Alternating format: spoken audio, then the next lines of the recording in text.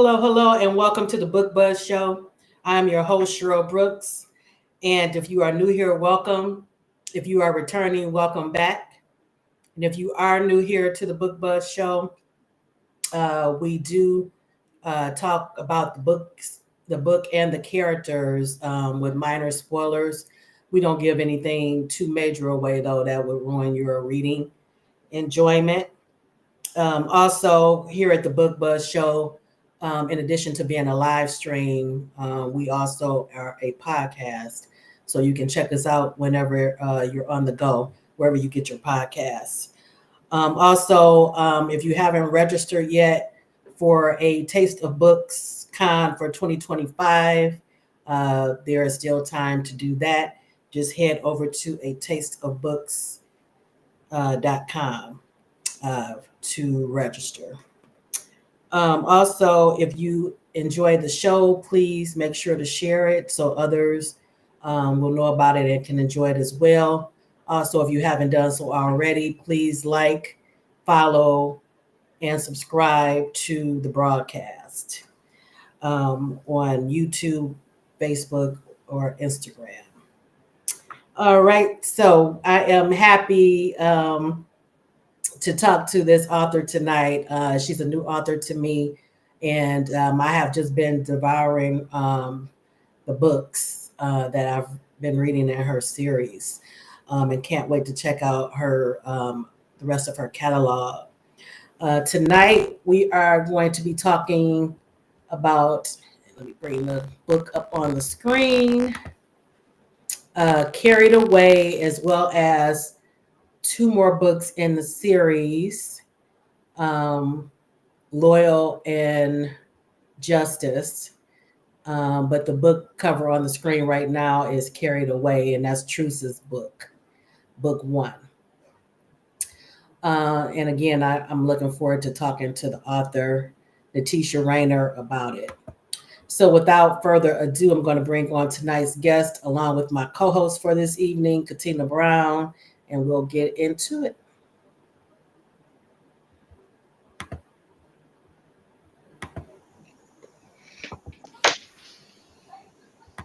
Hello, ladies. Welcome. Hi. All right, let me take this back off the screen. You got it?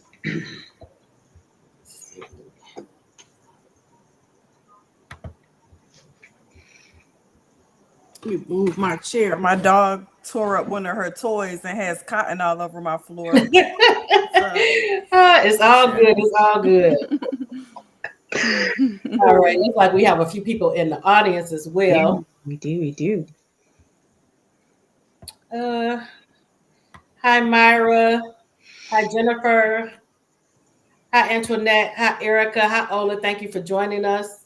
Hey, ladies. And if anyone is on Instagram, thank you for joining us as well. Instagram's comments don't show up in the main feed, so we'll keep an eye out over there as well. Mm-hmm.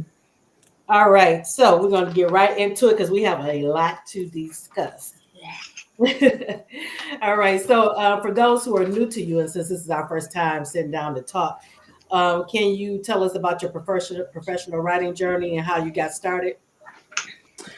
Woo. I've been writing for a long time. Have you? Yes. I'm older. So Okay. I started reading I started writing when I was younger because I used to love to read, and I used to read a lot of like Sweet Valley High, The Babysitter's Club. And so as I got older and I started to like the culture of hip hop and like movies like Boys in the Hood and New Jack City started coming out, Mm-hmm. I didn't want to read Sweet Valley High anymore or like The Babysitter's Club, but there were no books that I wanted to read. So I started writing my own stories. Okay. And then I think my first like urban book was Fly Girl. And like I was so in love with that book. And then I think I read Coldest Winter Ever. And I was like, yes, like these are the stories that I write. Like, yes. I think So everybody was obsessed with Coldest Winter Ever. yeah, so as I got older, I just wrote for fun because I wanted to write, but you know, back then it wasn't easy at all to get a book deal. So I just wrote for fun basically. And then around 2012, when Amazon started doing the self-publishing, I did like my first self-published series paperback. I'm so old school, I didn't know what Kindle was. Like, so I just did my little paperbacks and was selling them to people in my hometown. And in 2015, I found a publisher that published the kind of books that I wrote, and I submitted and I got published, and I've been writing ever since. Oh, I love it. I love it. And you mentioned urban. Is that the genre that you normally write in? Yeah, I'm more like urban romance. Like I like urban, like I grew up on Quan and Ashley and Jaquavius. Like I grew up on them, but what I found is like I like the gritty urban stories, but if there was no romance in them, I'm kind of like, yeah, like I don't just want to read about, you know, a guy robbing banks. I want him to rob banks and take the money home to his Right, woman. right. So like, yeah, Yeah, I romance is like more. Yeah, urban. Yeah, I like urban, but it's gotta have some romance in there. yeah. I agree. Romance is like my base as well. Yeah. Let's see. We have people in the audience saying good evening, Miss Magnolia Reeves. Yeah.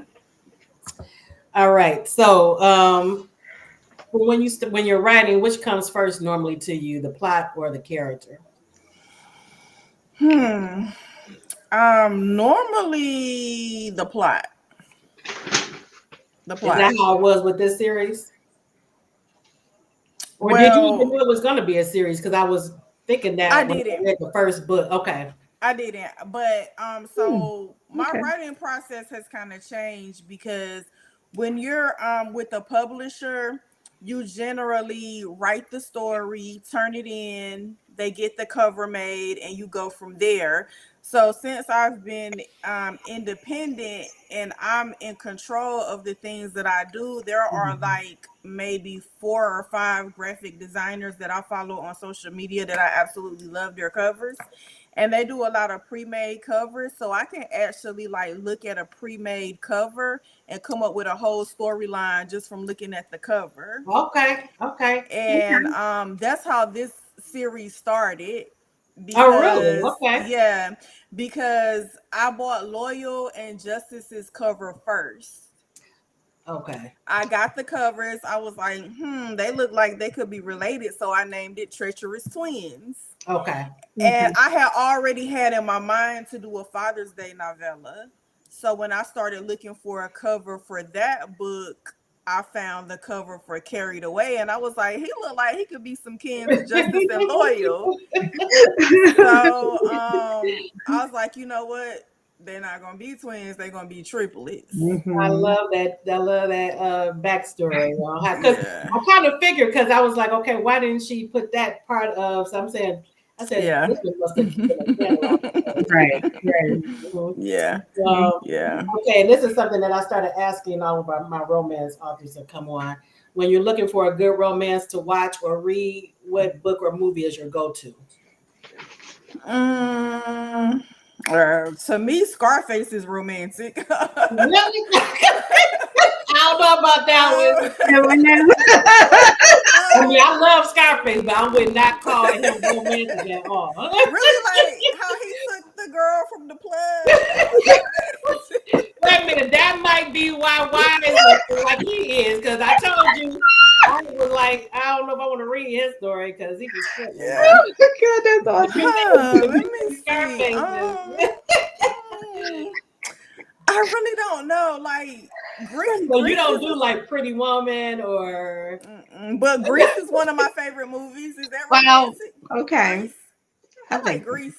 Yeah, the musical. Yeah. Okay, yeah, I like Grease too. And I don't even like musicals, but I just love Grease. Yeah, I do too. Yeah, I watch I it love over and Grease. over again. And like I used to like loving basketball until I grew up and I was like, I don't think that's a I still love it, but I haven't watched it in a while. But I still love it. yeah, but it's like if you're telling me to play you for my heart and then you start straight beating me on the court, like Oh man. Okay, but I'm gonna have to come back to that when we talking about Loyal and his two ladies because I had an issue with that too, but we'll talk about it. Okay, so what advice would you give to someone just starting out in the business and writing on their writing journey?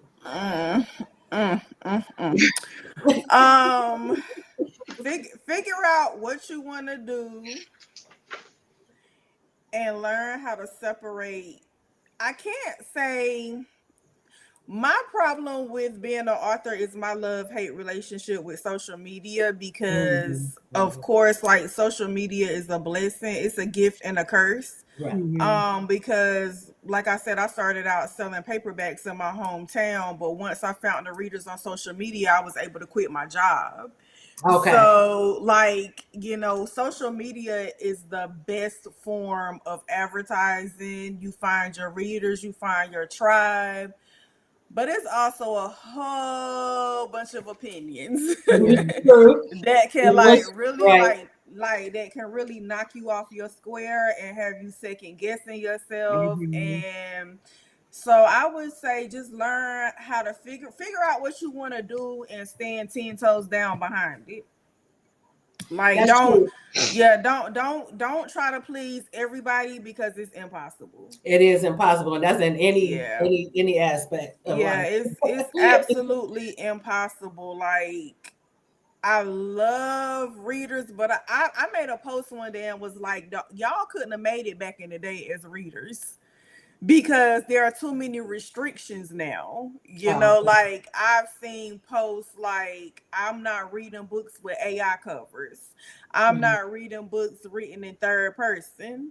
I don't want a book written in first person. I'm about to say that's my favorite third person. Yeah, like I'm not reading a book under 200 pages. I'm not reading a book over 300 pages. So it's kind of like back when I was reading like that, I just wanted a good book. Right. Like I didn't care how the cover looked. I didn't care if it was in first person, third person. I didn't care if there was a cliffhanger. And back in the day, if there was a cliffhanger, you had to wait 3 years for the next book. Right. That's why I don't do cliffhangers to this day unless all the books are out. Yeah. But, I mean, everybody's gonna have their preference, but that's why you have to find the author that works for you. Right. And like that's the thing. Like you can't look at what works for somebody else and say, oh, I'm gonna do that.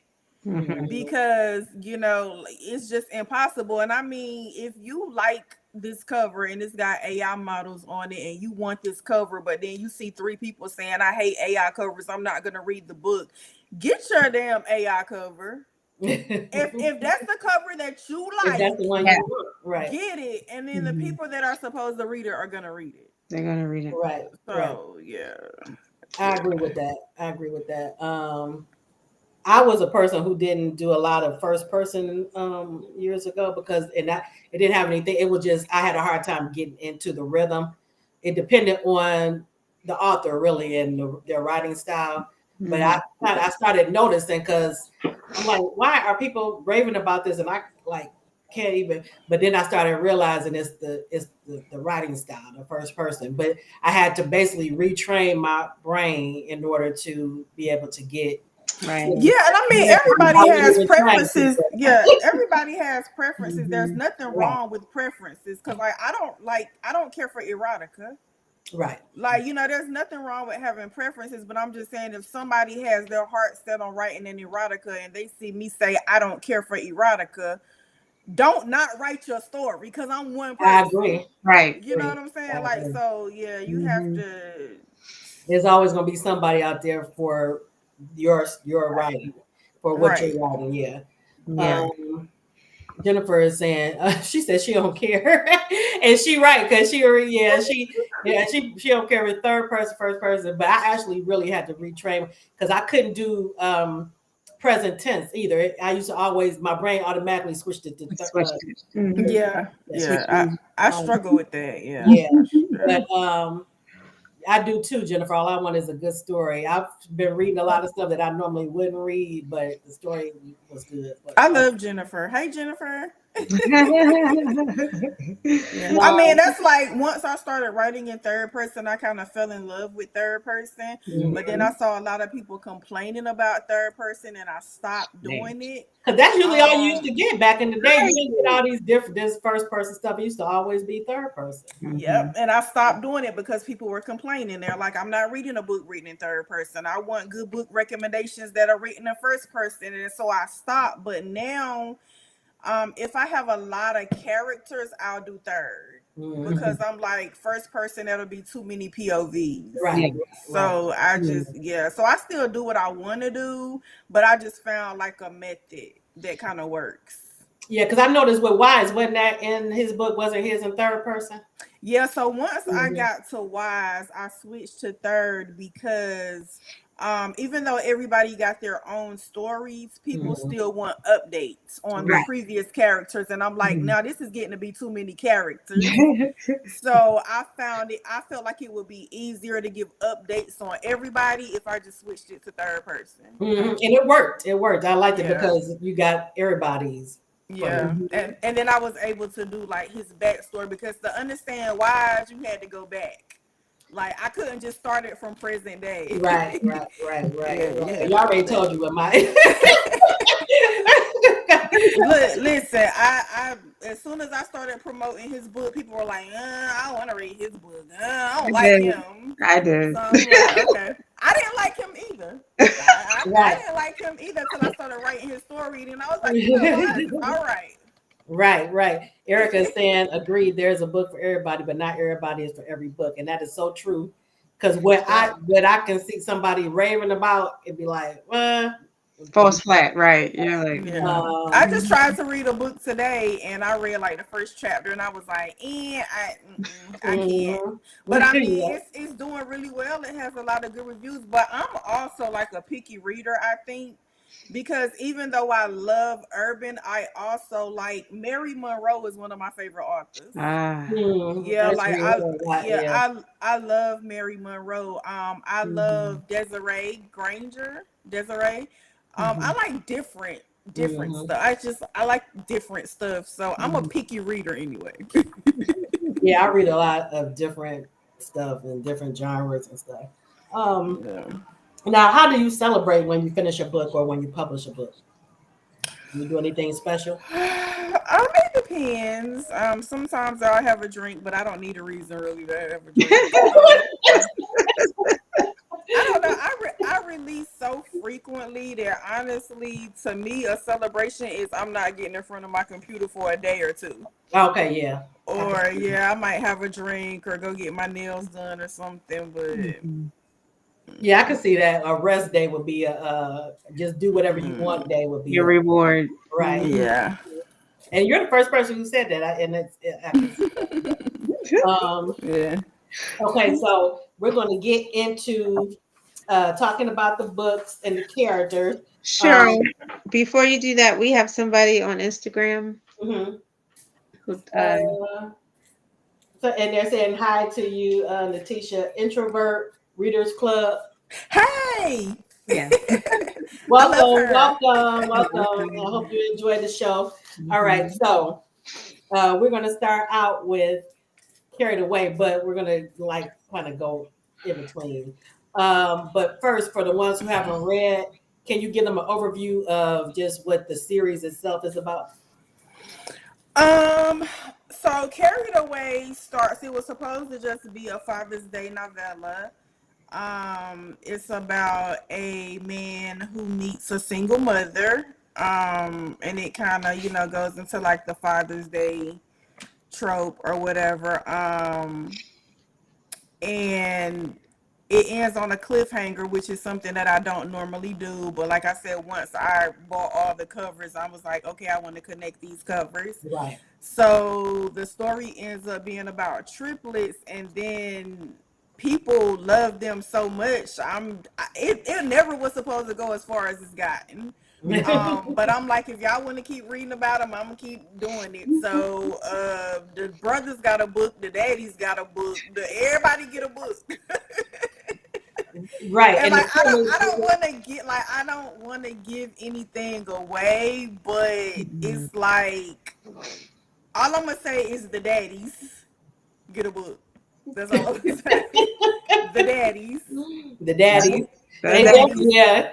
But the premise is that they come together.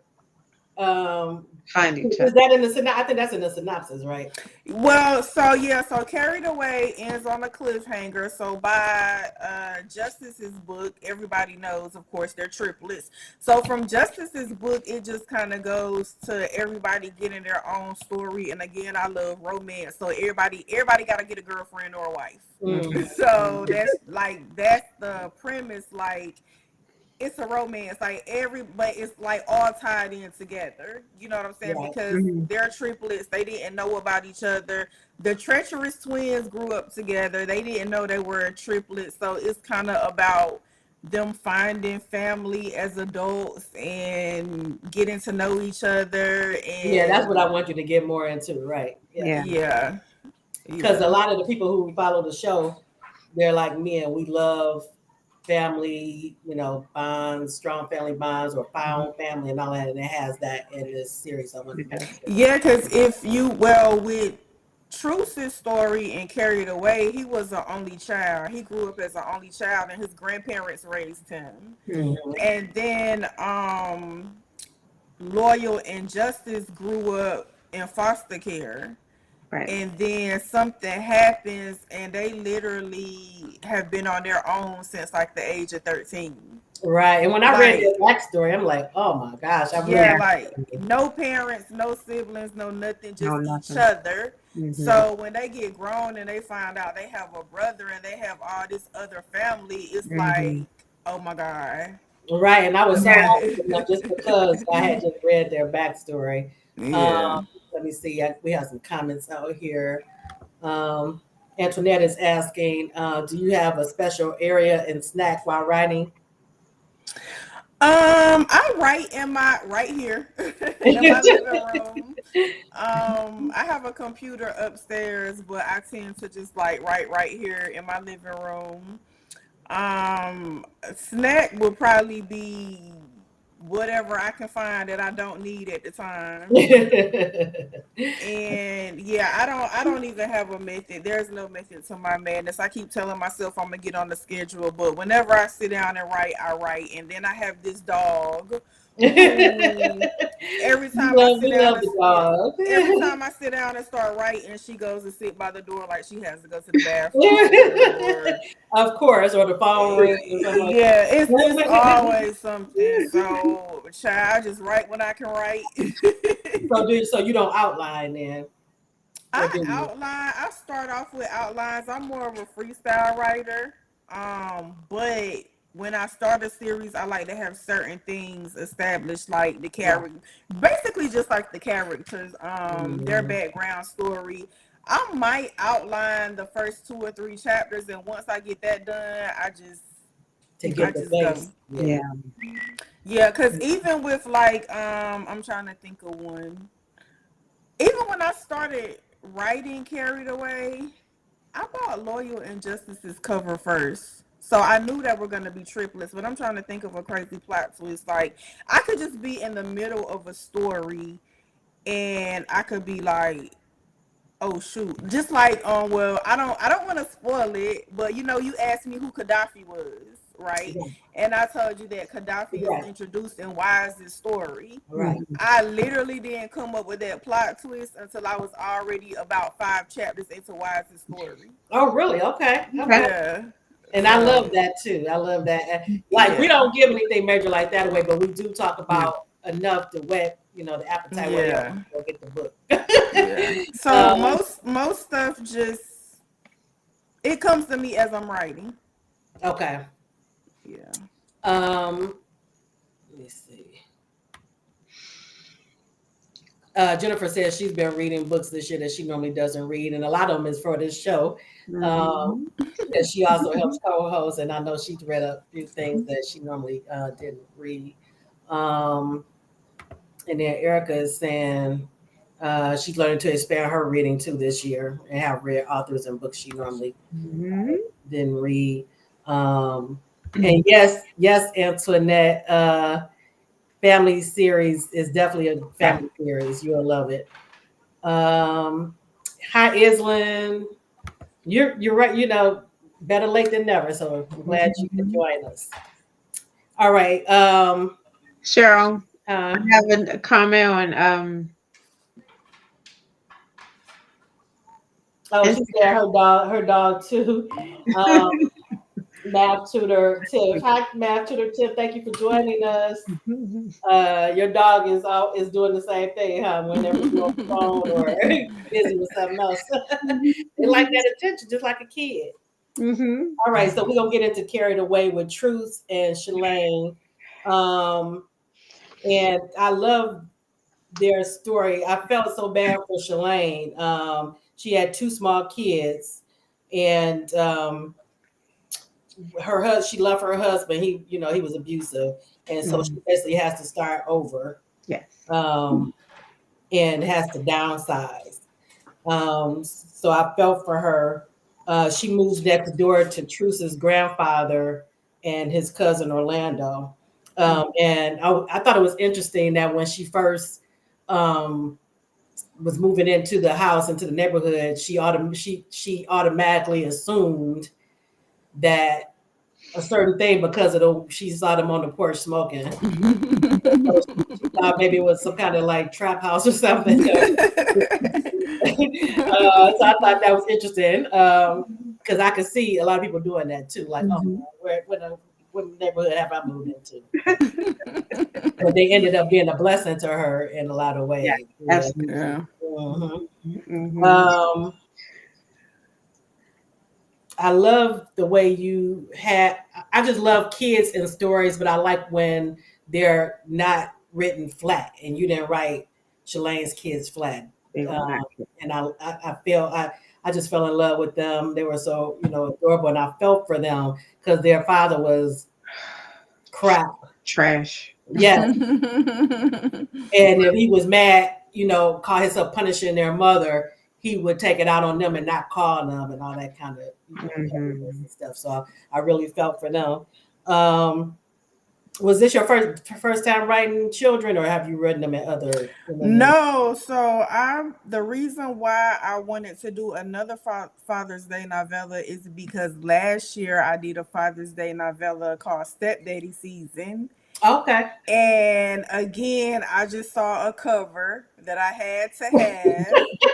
And I just was like, I'm going to throw together a little quick Father's Day novella. And I had no idea that story would do what it did. So the last time I checked, it has over 3,000 reviews on Amazon. Oh, really?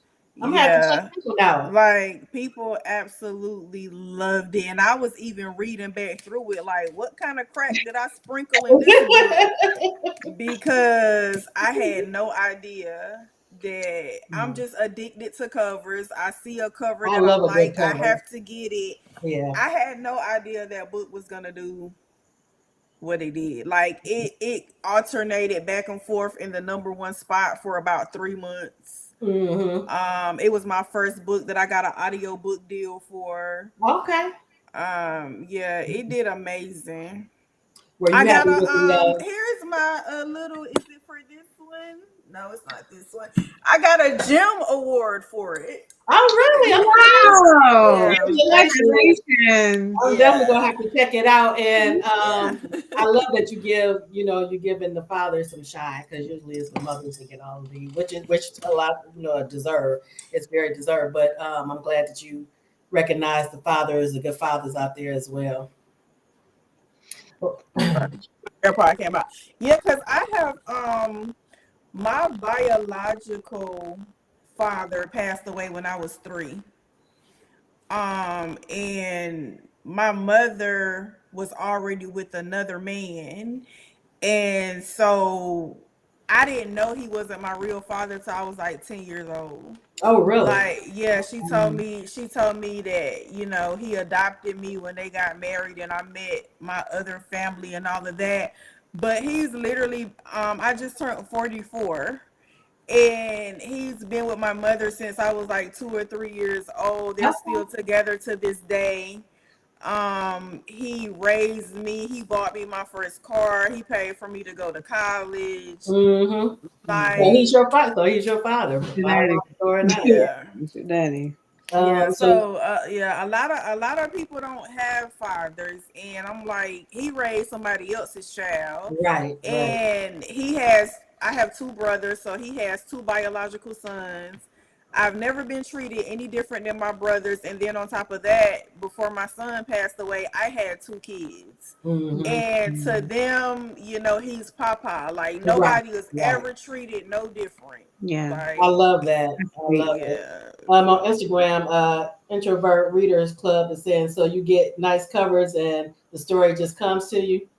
yes. I love that though, and I am a book cover girl, so Yes, I love a I good book. have enough covers in my phone to get me through 2025 and half of 2026. Wow. Okay. I love Nice. it. I love it. Yeah. Now, one thing I wanted to ask you, what happened to Orlando? Because I didn't notice him a lot throughout the series. Because he would be Justice and Laurel's cousin too. And they did get together, I think, once. Yeah. And, Yeah, the cookout, I think. Because I just started getting too deep. Like, too much, too it's many of so them. many brothers. Yeah, like, cause I don't even remember which book it was, but Justice is like, if I get one more brother, I'm gonna run away from home. Like, Oh man. I think I get that. It did start ended up being like a little, but I liked Orlando and I missed him because he was a trip too in the beginning in Truce's book. He yes, was right or like, die. Yeah, he was because Right or die. because he told Truce when he was over there with Truce when Shalane was in trouble. Simone is fruitful and she did multiply.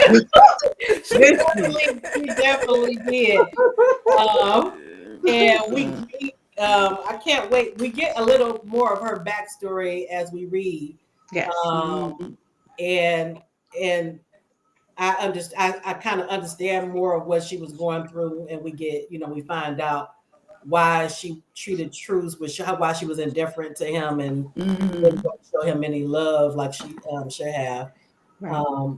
Which is why he, is holding so much resentment towards her throughout the series. Just about. Math tutor Tiff is saying, "Do you design your covers as well?" No, I wish it would save me a whole lot of money. I know that's right.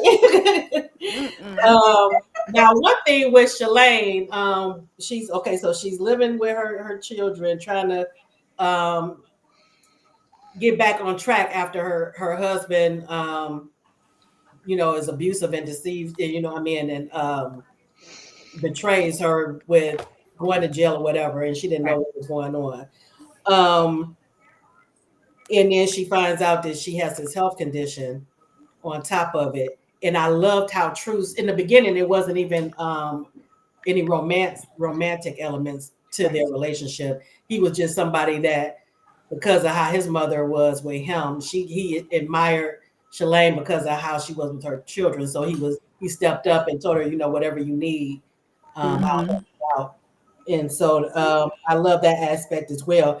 But I was wondering, because I did get a little frustrated with her because she kept letting Cliff get away with so much because she was worrying about her kids. So I understood it. And then I'm like, you are just letting him continue to do these things without any consequence. Yeah. I feel like just because, I went through a situation with like my daughter's father, and those deadbeats, they be deadbeating. But one thing I told myself with my daughter's father, she's 20 now, but when she was younger, I hated that man with a passion. But whenever he would decide to come around and remember that she existed and give her a little bit of attention, her whole face will light up. Mhm. So I had to think about the fact that I loved her more than I hated him. Right. Right. So I'm like, if it's gonna make you happy to see this dusty nigga for 2 hours, Right. then whatever, you Right. know. And like Yeah. now to this day, she can't stand him. They have no relationship, and I just had to tell myself, the older they get, they will know. Right. And you And know, I did get that. Yeah, I did get and that. he used to try to blame it on me, of course, when she started, you know, feeling how she felt. It was me talking bad about him. And I'm like, I don't have to say a word about you. Mhm. She sees what I do for her, and she sees what you don't do for her. Right. Right. So that tells her everything she needs to know. And she told him, he stopped speaking to her actually because she told him like last year he was making excuses, and she was like, I'm not mad at you, I just don't respect you. Mhm. And from there he decided to stop texting her. Wow. Yeah, so I So mean, I got why she was late and introverts. You just started saying her too. Shalane irked her too sometimes, and because I understood what her mindset was, but she was in a dangerous situation. So, Very. yeah. and if she had called the police the Mm-hmm. first time, then you know what happened after that wouldn't have happened. Right. Yeah. Um, Yeah. Luckily, Truce and Orlando were there. Yeah. Well, luckily, yeah, because with the And the kids. kids, and lucky the Yeah. kids, yeah, Yeah. knew him, and you know, felt comfortable going over to his grandfather's house. It's like, I was like, "Come on, girl." I understood it, but I was like, "Please." You never like to see, to see that type of Right. activity, Right, with men and with women, right. Right. But I was waiting for him to get, you know, we Mm. to him because we would have been tangling. But what was some standout moments for you in Carried Away, Katina? Can you? So I many, know, I know. many. One was when she passed out. And Yeah, that was an intense scene. I love that scene, and so intense. It was heartfelt it because was she just, they were by themselves, and Truce had to come to the rescue, right. and he did it, and they took to him so well. Even Orlando was a part of the Yes, you I know love that. thing, and he gave him a little money, like, here you go, little homie. And it was so Right, sweet, right. it was so cute, and you got to see like his true character, like you were saying. Hmm. And it wasn't all about she's cute, let me try to get at her. It was Right, like he was just trying to help. He was just a decent human being. right. I agree. I actually think Truce is still my favorite in that sense. Right. Mhm. Out of all of them, and I like too because when she was going through all that, and you know when she first woke up in the hospital, she's like, "Where are my kids?" Right. Um, and he could, if he hadn't have been the type of person that he was, and don't tell him where her, what would happen with her kids. Yeah. Mhm. So that just was heartfelt as well. And I loved what another heartfelt moment for me was when she everything was crashing down on her. She just found out about her health issue and going through what she was going through with her estranged husband, and trying to be lift up the spirits of her kids. Mhm. And so when her mother came to town, because her mother and her father didn't live in the same city as her, or state. So when her mother came to town, and her mother had to leave, and she started crying. It was like, oh my gosh.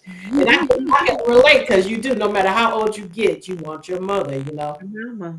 Especially when you're going through things. Yeah. So that was a heartfelt moment for me too. What was one of your favorite scenes to write in Carried Away?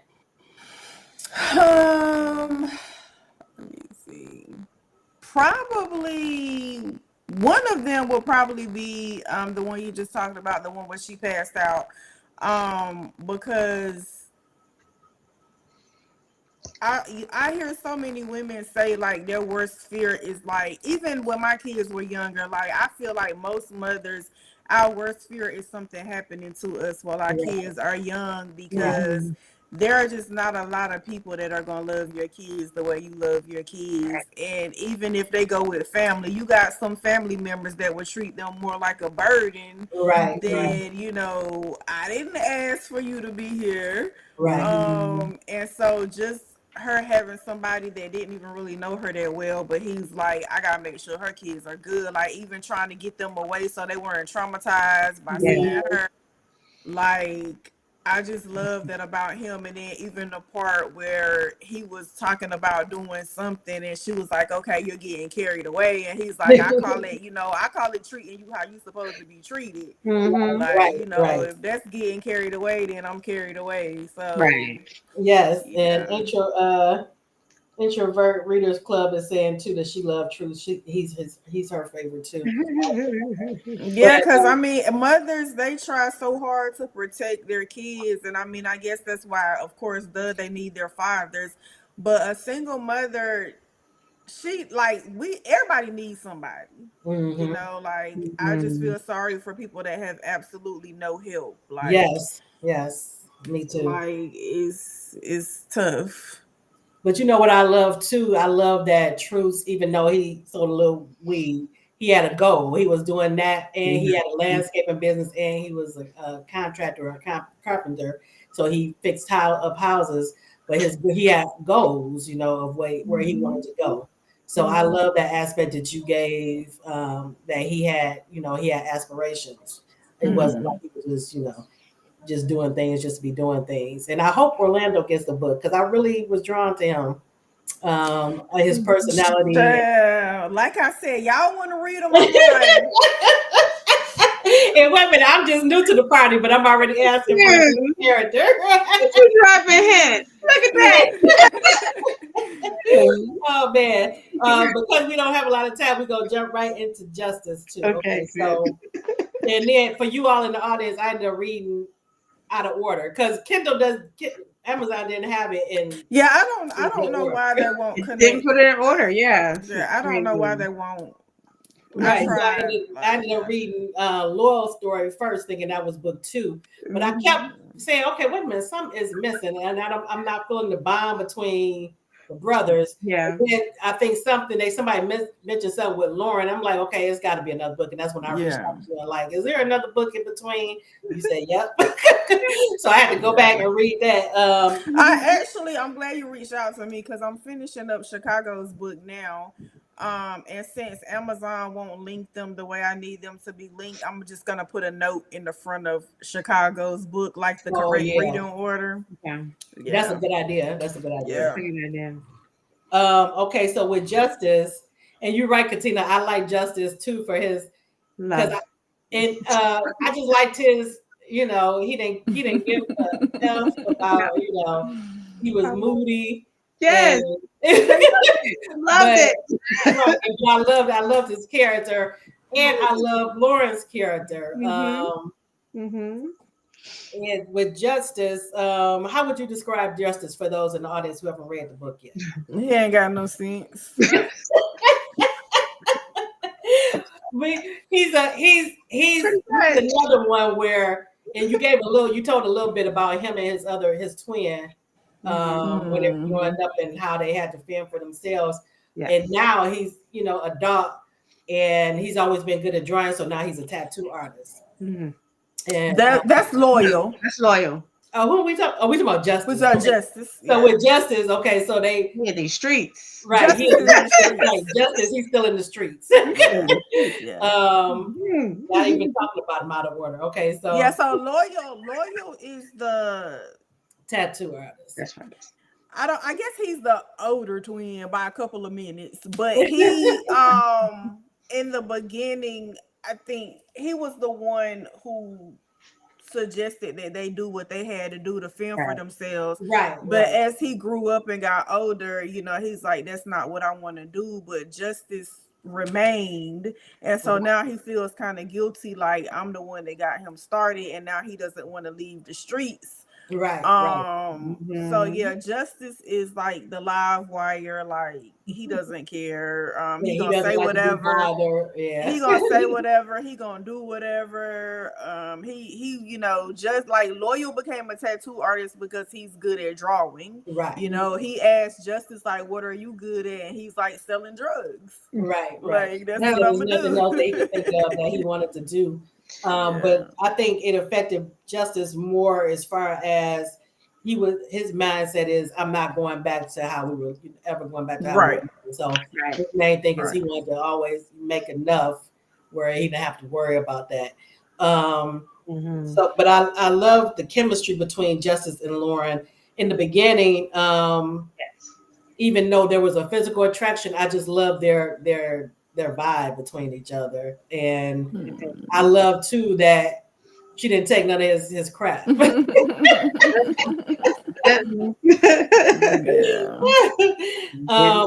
But they had started building their friendship, and so he started finding himself reaching out to her more and more, especially when he finds out that he's a father and all of that, Yeah. and he kept finding herself like doing stuff that he should like anybody else, and I'd be like, you crazy. I'd be running the other way. But so I love this. It showed that they were meant for each other. They were kindred spirits. And I think because they both were wounded from childhood, they had a lot in common, and a lot of people speak negatively about trauma bonds.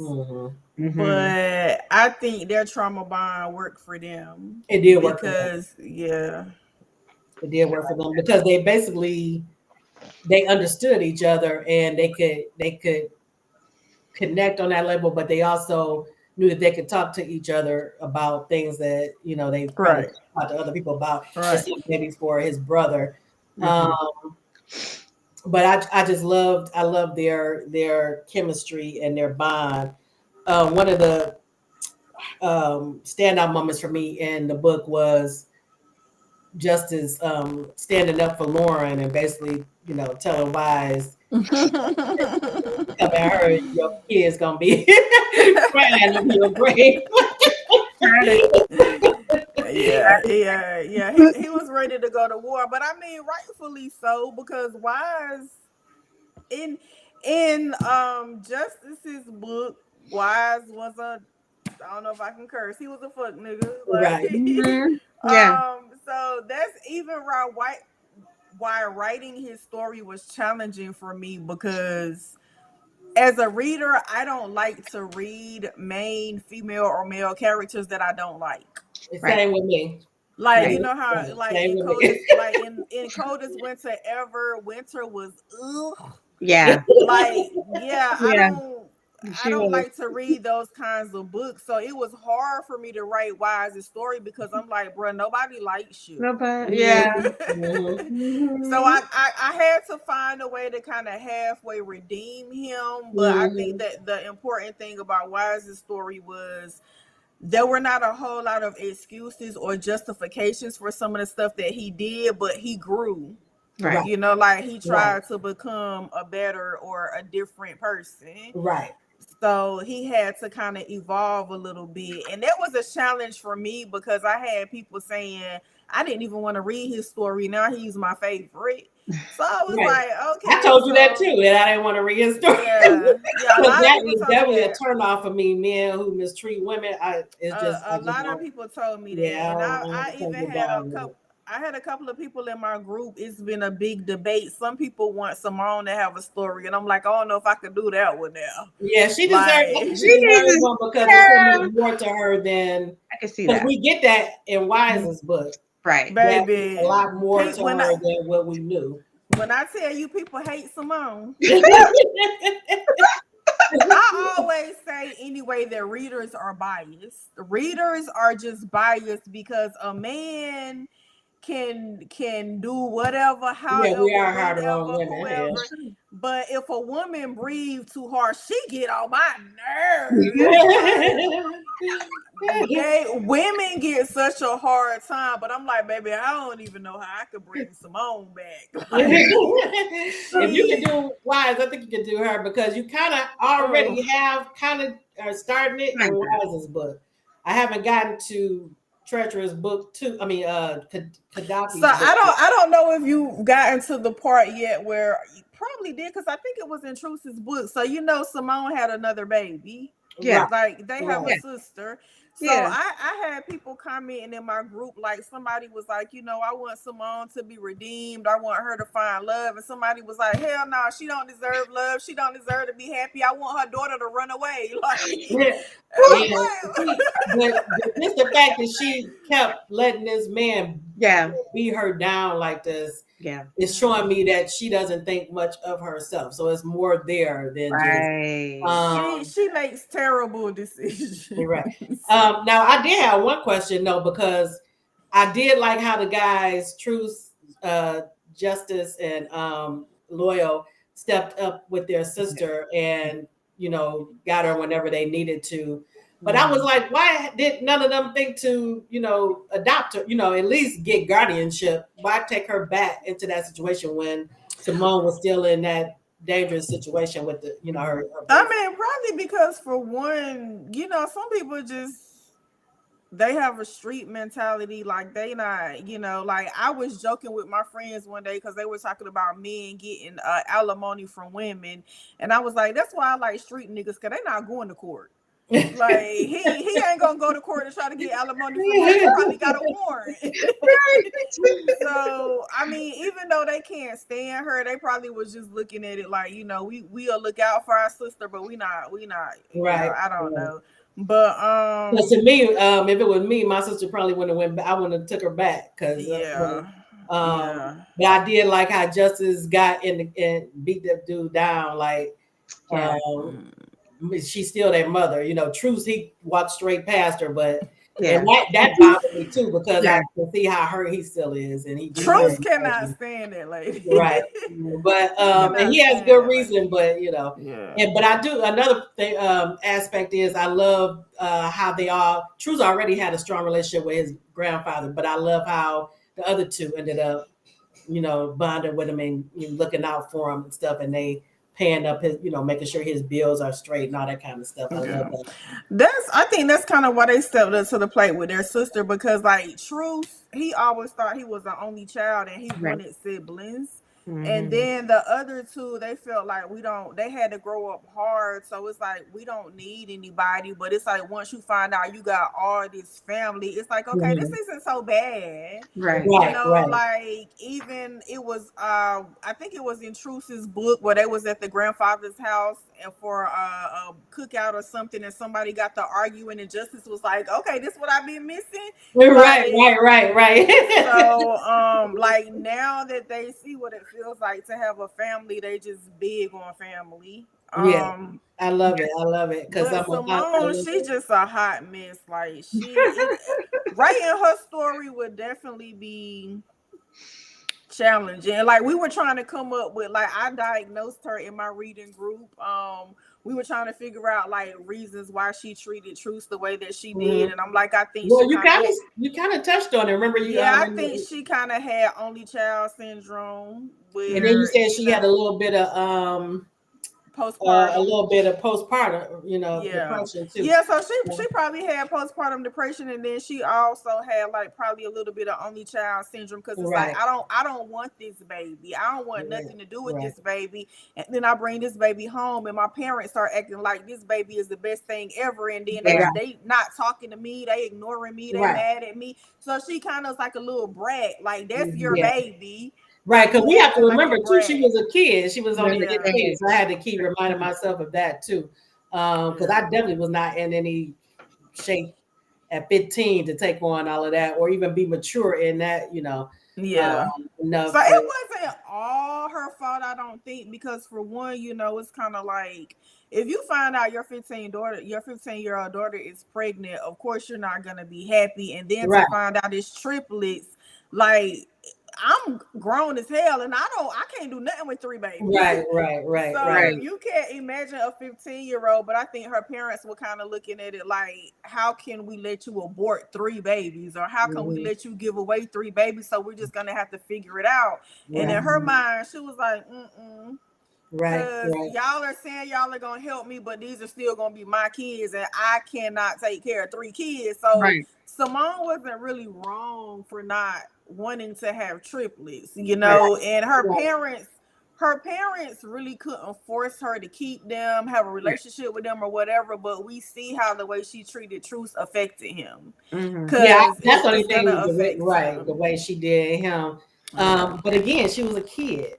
But and had a kid mentality, but I definitely feel for Truce because he was a kid too. He was innocent and everything, but I think also too with Simone, it's like one of the reasons why Truce resents her is because for whatever reason, even as she got older, she never really tried. She didn't try. Like the moment she turned 18, she left. Yeah, you're right. Yeah. But I do think it's a double standard because how they embracing Wise, but they giving Simone. But I guess because he actually came and looked for them once. Yeah, see, he didn't know. He assumed that all 3 of them were gone. Right. Yeah, he assumed that all 3 of them were gone to a family, and they were happy, and they were, he had no idea that she kept one of them. Right. And then he had no idea that, his other sons had been on their own since they was 13. Because I even mentioned it in the book. It's like, he heard about these little badass twins that was like selling drugs, and they was in the streets, and he saw them one day, and he was like, could they? Nah, I had triplets though. They can't be my kids. So he didn't know. And then it's like Loyal and Justice, they don't look at her the way Truce does, because they're like, you gave us up. You gave us up. You didn't know. But Truce is basically like, I was right there in the house. You ignored me. You ain't want nothing to do with me. You treated me like I was your annoying sibling versus your son. Right. So yeah, and I definitely get why he treats her like that. I just want them to have, they sat down to have a conversation, but I didn't see the effects after, except for when the bomb she dropped again, but hopefully it'll be in the next book. But let me see. Ola is asking how many books are in the series. So there's Carried Away, then there is Justice's book, then there's Loyal's book. It's Carried Away, Treacherous Twins, Justice, Treacherous Twins, Loyal.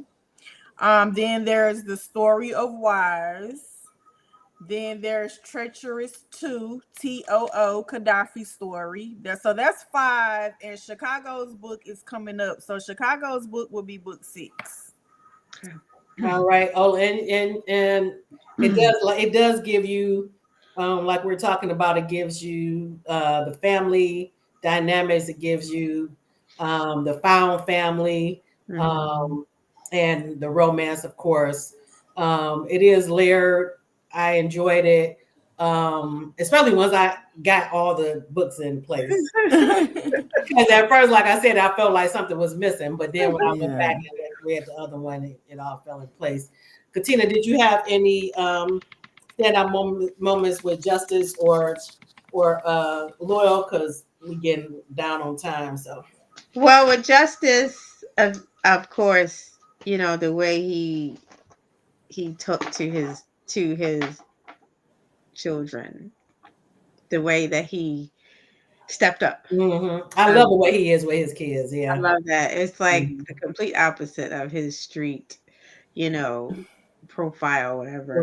Right. And it was, they kind of like were a little family, and they didn't even know it. They were like a little right. Family, and the way that he was bringing her, Lauren in with the family, and even though he had other women and things like that, but it just the way that, and she saw how he was with them, even though she joked him about the ghetto Right. I was like, crazy. Oh man. But I think there was still even the brothers were like, they were like, we can really see how these kids are changing you. So that was kind of cool to see. With Loyal, I gotta tell you, that whole Bahamas thing, that Yeah, we Bahamas said we're gonna trip, talk about that on the show too, so we definitely have to talk about it. yeah, that, ooh. Because I am a big thing. I had to remember that they're in their early 20s. So I'm like, I Right. wanted his women that he was seeing, Somali and Kai, to have more self-awareness, self-respect, and just value, just see the value in what they Themselves. brought to the table. Yeah. He did tell them at first that he didn't want to with either one of them.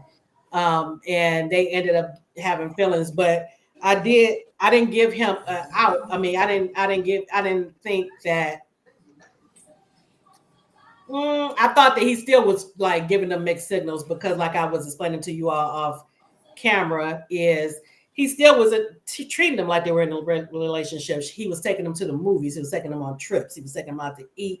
He was paying their, rent, that kind of stuff. Yeah. So if it's all about, the sex, then, it should just be that and nothing else. So, I felt for those two, but then when they decided to do what they did to keep him or whatever they wanted to do. I'm like, I had a real big problem with that. I had to remember that they were only in their early 20s. So I'm like, they probably haven't matured enough to get to that point yet. Right. But she was able to see, like, even when she overheard it, she was just like, yeah, I Right. don't mean it. I don't mean Right. it. And I like that Avani, what's her name? But Avani or / Ryan, Ryan. that she was like, I'm out of here. You know, told her up front too that he was seeing two other people, but at first it was just them being like hanging out and stuff like that. So that's all it was. So he was open with her about what he was doing with the other two women. But when she, heard that, she was like, she was gone. She was out of there. She was out. Which yeah. I would have been too. Well, unfortunately, they say sometimes a hard head make a soft. Mm-hmm. And it's just a lot of people, I think, male and females, a person can tell you what they want, what they don't want, whatever in the back of your mind. It's like, okay, but if I get in good with them, I could change your mind. Mm-hmm. You can have a man that says, I don't want kids, and you want kids, but Right. you want him so bad You that think you you can get change it? him, and Right. then you're trying to trap him, you're trying to change his mind, and then you mad when he still don't want kids 2 years later. Right. So I feel like in the beginning they were like, they're young. He has a little bit of money or whatever, and they're like, it's okay, whatever. I can go on trips. I can go shopping. I'm gonna get what I can get out of him. But then you fall in love with the Right. man. Right. So, I don't know if it's because he grew up how he did. It's kind of like, sometimes men can be big babies. Like, I want to lay up with you. I want all the benefits of being in a relationship, Right. but I still want to be free to do what I want to, Right. So Right. it's And like the only things especially at that age too. yeah, the only things you can do, like he told them, you can either accept it or you can leave me alone. Like he gave them the option to leave him alone, and the Because poor dummies didn't want to they leave still him alone. stayed. Right. Like, Yes, I agree with you. Why do we always feel like we can change because men? a man got one time to tell me, if you don't like it, you can leave. Bye. but did you feel like that when you were in your 20s? Hell yeah. Well, you were lucky there. You were Because you telling me that I can leave is too much. Like you saying you don't give a damn about what I want, my feelings, or none of that. Yeah. So right. you don't have to tell me but one time. Even Mm-hmm. I might act a little blindish. You might be doing some little stuff and I should be able to see the red flags. But when you open your mouth and say it, Right. Yeah. oh, you got me messed up. And that's how I wanted them to be. But Right. but it is what it is, and they weren't his person anyway. So They were not. he No. he did straighten up and act right, but it took a minute because he even she had to, you put him on blocked him. Yeah. And that's a Yeah. good example because I want women to know that you cannot change a man. That man has to want to change for himself. Yes. Right. You can't even give him ultimatums. You have to let him know No. I'm not dealing with this shit and I'm gone. Right. Mhm. Right. And if he has good sense, he gonna come find you before somebody else can get you or before your feelings change or whatever. Right. But you can't make a person want to be with you. Some women feel like the better I treat him, it's gonna make him want to be with me. Mm-mm. These niggas ain't got a brain. You Right. can't. And I can't remember if it was Justice or Laurel who actually, I think it was Justice. He said, he told Carmen, you having my baby is not going to make me want to be in a relationship. It was just, I Yeah. felt for her too, but, you went Yeah. into it with your eyes open because he told her, and she knew God. There are men that leave their baby mamas for chicks with no kids. Mm-hmm. Like, it's just, if they want you, they want you. If they don't, they They don't. don't. And you Right, right, can't, nothing you do can change their mind. Not So a thing. you have to kind of like stand on business. And like, unfortunately, I did some dumb shit in my 20s, such as, having kids with men that didn't deserve it. But, it's like, right, yeah, right, so it's like we all do dumb stuff, but it's just kind of like, don't stay there, Right. because right, even when I had my kids, I left the relationship because most women having kids changes us. Mm-hmm. No matter how young we are, we gotta grow up, we gotta mature. Our Mm-hmm. life becomes about our child, and then when his mindset doesn't change, it's a turnoff. right. Right. Like some people say, well, why do so many people break up once a baby comes? Because a baby changes you, or And it's there's a lot of supposed stress. There's a to. lot of responsibility. Yeah, So, so that the just the puts shit stress on a relationship. the stuff that I used to put up with and that we used to do before I had a baby, I got a baby now. I'm not doing that. Mm-hmm. Right. But you Like got how good some sense. You like that because some women still Yeah, like with put my other my stuff daughter's before. father, my Yeah. daughter's father was ass backwards. Before I had my daughter, he was in the house every night, helping me with my son, cooking, cleaning, and then we got this newborn baby, and you want to be out gambling till 3 or 4 in the morning, and you want to start doing this and doing that, and it's like, oh no, like I don't you blame must you. I have don't blame you must have thought because I had this baby, I won't going nowhere. you. Right, right. No. Well, we are at the time, so I wanted to. Do you have anything coming up that you can share before we go? I have Chicago story coming. I'm still going through edits. I will be leaving Friday, going on vacation. I'm hoping I can finish everything before I go. So I don't want to say a release date, but Okay. if it doesn't come out Thursday, it will definitely be next week. Okay.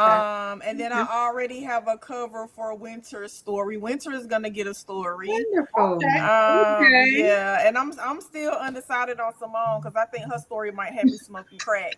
Well, I hope we get hers, and I I hope we want get, it. I hope we get Orlando as well. Orlando. Yes, You see, please. you see, I'm still pitching for Don't Orlando. do I it. got you. But it was such a pleasure to talk to you, and I Mm, really enjoyed the books, and absolutely. because I devoured them. Because as soon as I finished, knew that I had to read the third, what I thought was the third book, the second book, I mean, and then I went into Why Is a Story, and then I can't wait to read Gaddafi's story. So, Yes, Oh, yes. thank you for having me. I had fun. It was you're welcome. And Katina, do you yeah. have any parting comments or anything? No, I just really think it's hilarious that Scarface is a romance. Right, and that Everybody tells me how we got wise. That tell me how we got wise. She said, That was good. yes. Oh man. And Mm-mm-mm. Islin is saying it looked like her video went out.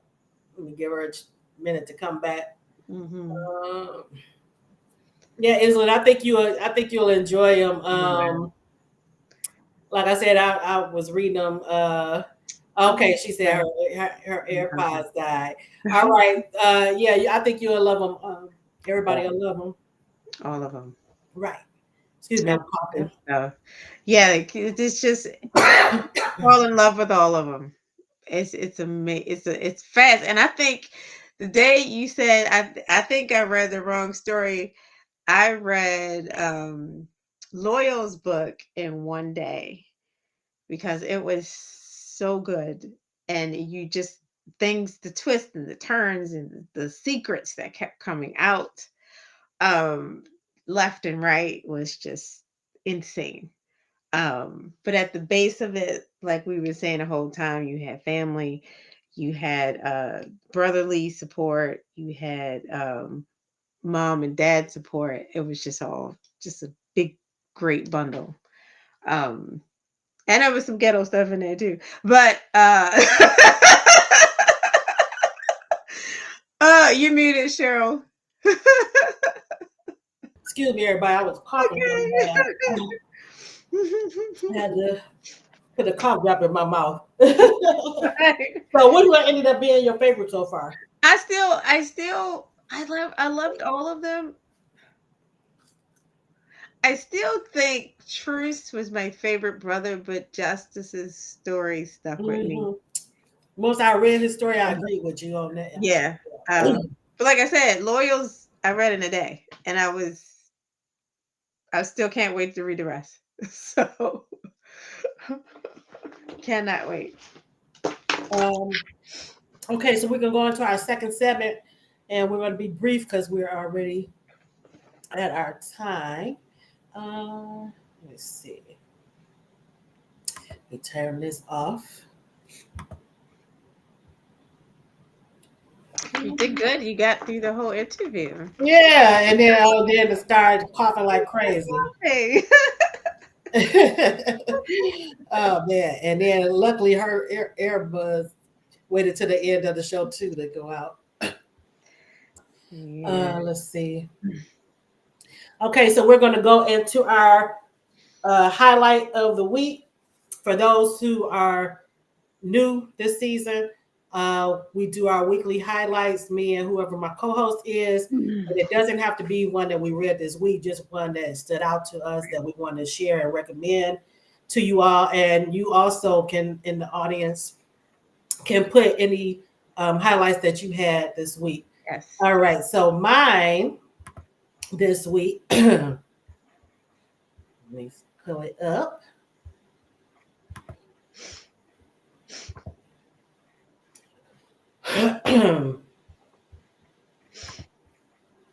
Mine this week is Bittersweet by Joan Vassar. And this book, I love this. The cover is giving me all the it is just, I love this cover. I actually have the hard copy, which is the advanced copy. It may be a little different, but okay. It's about the same. Yeah. But I really, anybody who has read Joan Vassar, if you haven't, what are you waiting for? Start with the Black series. But anybody who has read Joan knows, and I tell her this all the time, she is a great storyteller. So even though, because this is book 2 of the Sweet series, the first book was Sweet Honesty. And to be honest, I went in to the first book with a little trepidation, just hesitation, just because it's not what I normally read as far as romance. And this one, the first book is about 2 gay men in the 50s, and Michael and Lamont. And then Lamont ends up marrying their childhood friend, which is a woman, Vicky. And so Michael is heartbroken, and he leaves Georgia to go to New York. While he's in New York, he meets Alex. Lamont didn't come out very well in book 1. So when I knew that he was going to be one of the main characters in book 2, I was not that enthused with him. read about him, but Good point. I knew that I still was going to get a good story, so I was intrigued. And then, so when I went into it, I already had a certain feeling about Lamont, and I already felt a certain way about how he was treating not just Michael but Vicky, his wife. Hello. And she was blindsided in all of this. So it took me a minute to, and I had, I was feeling like, okay, first let me give you the synopsis. Okay. The book is called Bittersweet, for those who are listening later, by Joan Vassar. The synopsis is Queens, New York, 1951. Lamont is heartbroken and left reeling from his own choices. Vicky's fairy tale marriage is shattered by reality, and Jack is crushed by a love unreciprocated. In this compelling polyamorous romance, three beautiful souls come together to experience healing, acceptance, and love that is bittersweet. Okay, so let me just give you so in this book, Lamont, he actually loves his wife. He does. But he is also in love with Michael, his best friend. That's right. All three of them grew up together. So he ends up leaving Vicky supposedly for her own good because he doesn't want to. He wants to give her a chance to be with somebody else, but he just ups and leaves, which was the cowardly way to me. So Vicky follows him to New York. When she sees him, she gets, a shock. Because at this time, Jack comes into the picture. Jack was also introduced in book 1. Yes. He was best friends with Alex, but he also had romantic feelings for Alex. And they had a relationship as kind of, sort of. Yeah. Right. It was basically friends with benefits on Alex's part, but Jack wanted more. So he's another one who's like heartbroken. And then Lamont ends up in his house. Alex asked him if Lamont can stay there. And he lets him stay in one of the guest bedrooms because Lamont he ends up getting sick. Right. So by the time Vicky comes, Lamont and Jack ends up, they start having feelings for each other. Right. So Vicky is blindsided, and you can tell by how I'm saying is that I was team Vicky. Well, you were team Vicky before. I was team Vicky. I was team now. And I was just putting myself in her shoes. I'm like, oh my gosh. And by it being the 50s, women didn't have a lot of say, a lot of rights, a lot of, it was the man was the head of the household and ruled the house. So she's up there,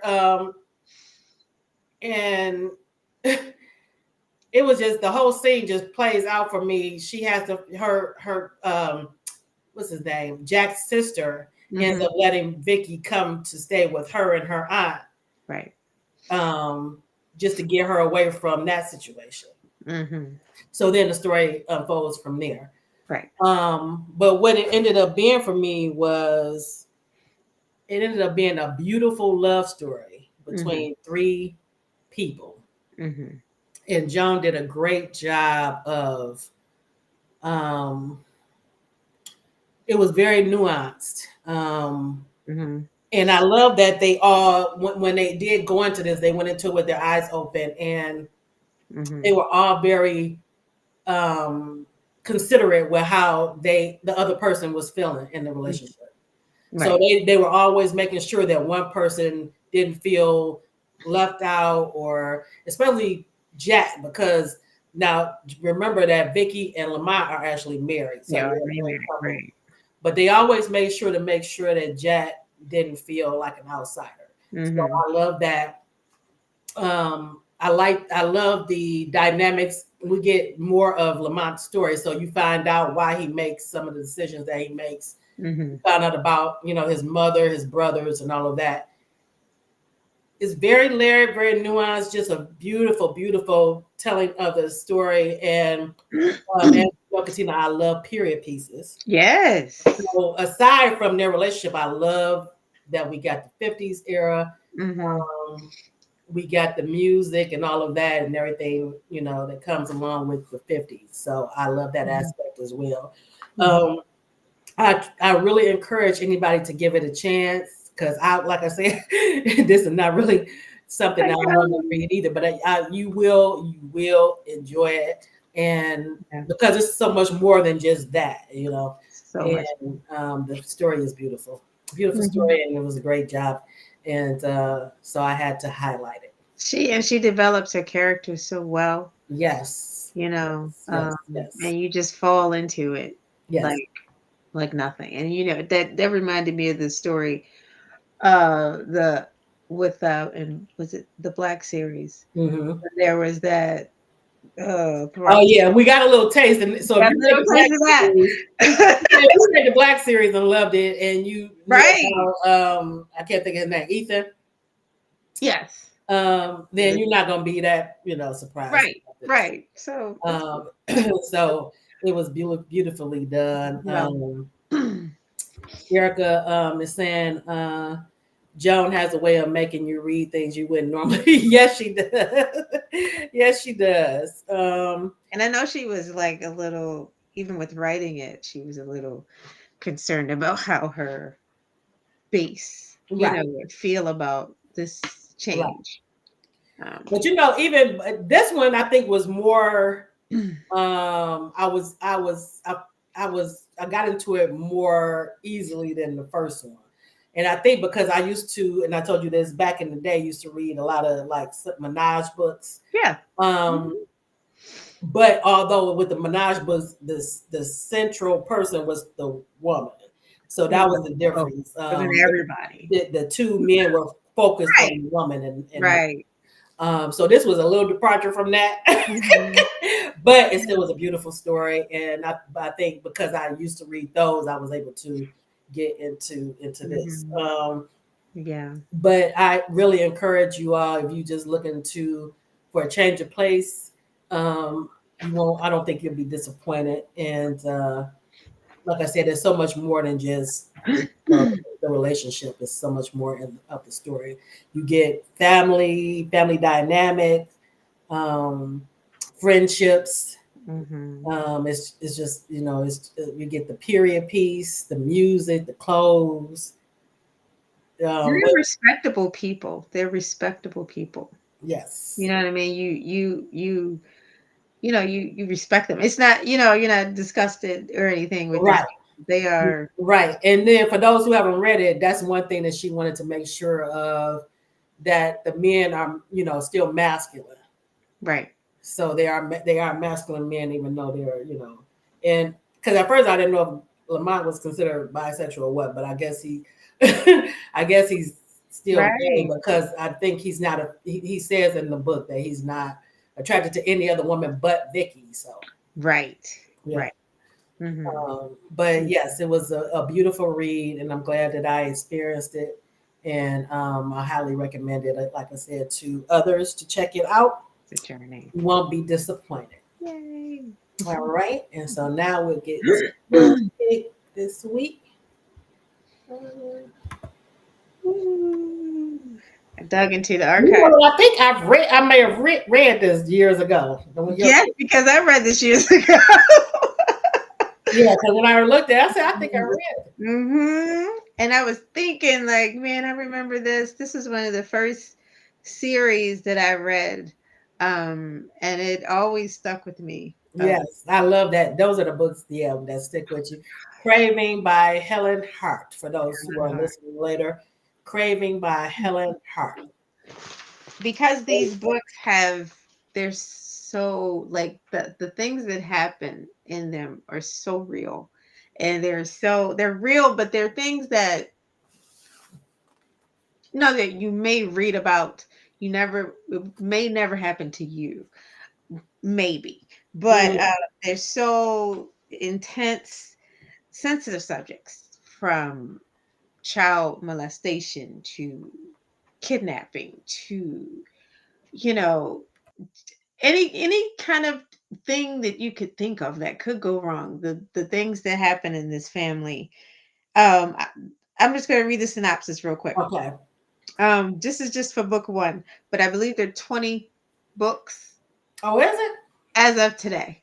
20. Okay. So yeah, I fell off a long time ago I then. fell off. I think I fell off at like 11 or 12, but because I started reading other things, and then, Right, right, right. but the first one is let's see, escape into a world of dark mysteries and the spicy romance, a jilted bride, a broken man, a craving that can't be denied. After being left at the altar, Jade Roberts seeks solace at her best friend's ranch on the Colorado Western Slope. Her humiliation still ripe, she doesn't expect to be attracted to her friend's reticent brother. But when the gorgeous cowboy kissed her, all bets are off. Talon Steele is broken, having never fully healed from horrific trauma. He simply exists, taking from women what is offered and giving them nothing in return until Jade Roberts catapults into his life. She is beautiful, sweet, and giving, and his desire for her becomes a craving he fears he'll never be able to satisfy. So this is kind of like if you have a thing about cowboys, Mm-hmm. and most people do. Yeah. This kind of it looks like Right. Eric said Yeah, there's like 30 books. they're saying it's 30 books. Good Lord, I lost count. But it's the most, this is probably one of the most addictive um series that I ran into. Um Even in this book, these two characters, they both have a past. They Mhm. both have trauma. Talon's trauma a little more deep, a little more serious. I mean, like childhood trauma where he had um I don't even want to say what happened to him, but you had to read the book. But Right. it's something that caused him to become a complete introvert. He didn't talk much. He just, he loved his family, but and he was very, so he had women, but Mhm. like it said, he just basically did what he had to do, and he Right. left. To satisfy. Um, Yeah. because he was attractive and women were always coming on to him. He wasn't trying to be in a relationship. He just Right. was trying to get by. But when she comes into the picture, Jade comes into the picture, he's fighting that thing that he's feeling for her and what he's been used to doing all these years and his brothers have been trying to get him out of, that she brings a new thinking to relationships for him.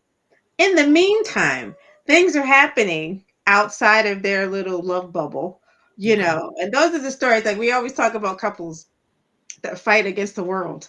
We Right. want to Right. be Oh like, yeah, those are my favorites. right, No. right. We're still together, but everything around them and everybody just can't seem to get it together. Fighting against them or their past coming Right. to Trying creep to up break them apart. and try to break them apart or break them, period, Mhm. as individuals. So they're fighting for themselves, they're fighting for their relationship. So there's a lot that goes on in these, the twists, the turns, you don't know where it's going. But it's always love in the end, there's always family. And Mhm. they have a big family. And of course, they got money. So Right. Right. Right. I mean, they're on a ranch and they have a winery and they have lots of, but we always know the money can't buy everything. But this story tugs at your heartstrings so much. And you feel for these characters. They're so well developed. And every character plays their part Right. in the story, from his brothers that are carrying around the guilt from not being able to save him on that day when he was, whatever happened to him on that day years ago, and still carrying that with them as adults because he's withdrawn. They can't figure out, therapists can't help him or anything like that. So it's just a lot going on, but I really love this story. The scenes are extremely erotic, especially it's very descriptive. Um, it's just like I said, twists, turns, cowboy, all that. It's just Yeah, a lot of good stuff in there. I may have to do a reread because it's been so many years. It's been a while. But as soon I as I mean, saw it, I'm like, wait a minute, I think I read this. yeah, yeah, Yeah. I mean, there's so much. I mean, from like trafficking, human trafficking, it's just insane.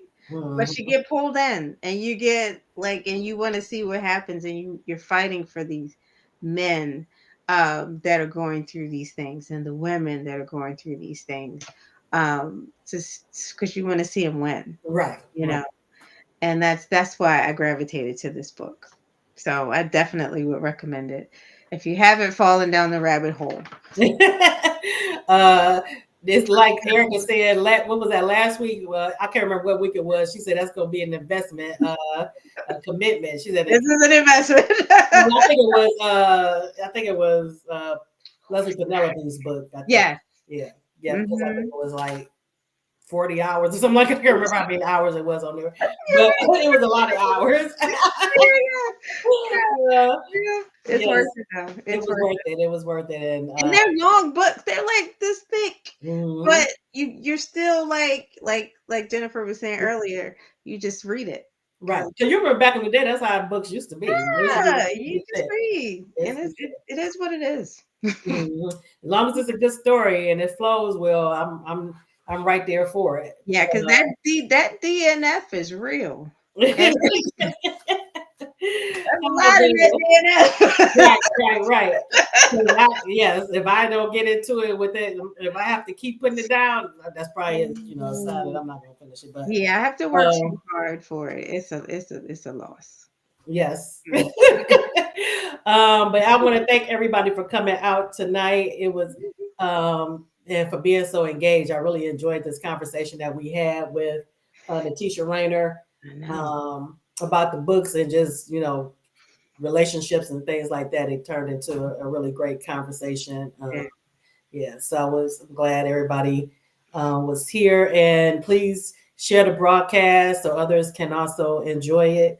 And I'll be here again next Monday, same time, same station. So I hope you can join next week as well. All right, good